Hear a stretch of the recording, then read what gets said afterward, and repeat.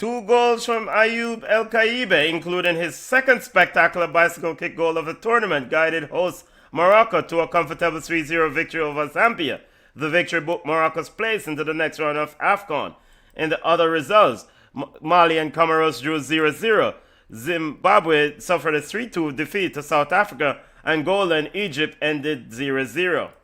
In tomorrow's action, Tanzania will take on Tunisia, Uganda takes on Nigeria, Benin versus Senegal, Botswana versus DR Congo. Keep it locked to BCN Sports for all things AFCON. Mikel Arteta and Arsenal will look to use the earlier defeat to Aston Villa as a motivation for tomorrow's marquee matchup in the English Premier League.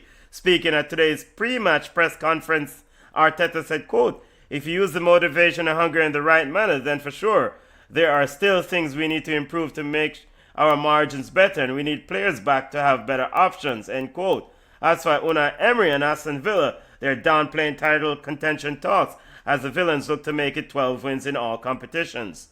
Keep it locked to BCN Sports for a watch-along of Arsenal versus Aston Villa beginning at 3 p.m. FIFA President Gianni Infantino defended the price of World Cup tickets speaking at the World Sports Summit in Dubai. Infantino said, quote, "We have seen 150 million ticket requests. This shows how powerful the World Cup is. Without FIFA, there would be no football in 150 countries in the world. These revenues we generate from the World Cup, we reinvest all over the world," end quote.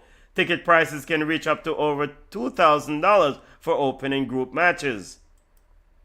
Jamaica Football Federation President Michael Ricketts said he supports a contract extension for Reggae Girlz head coach Hubert Busby Jr. Speaking to the Jamaica Gleaner, Ricketts said, quote, "We also have to meet with the board of directors, but from my own personal perspective, I would give him the role and of course re-sign him," end quote. Busby's contract expires on December 31st. His record is 7 defeats and 6 victories since his appointment in May 2024. Legendary West Indies fast bowler turned commentator Ian Bishop said Cricket West Indies has a defining decision to make on Roston Chase role in the Test team.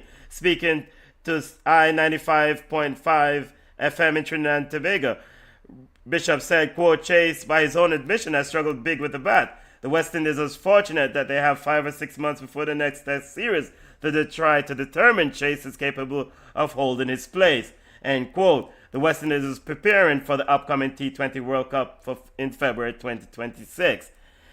I am Benton Lawson, and those are today's headlines. Subscribe for more headlines.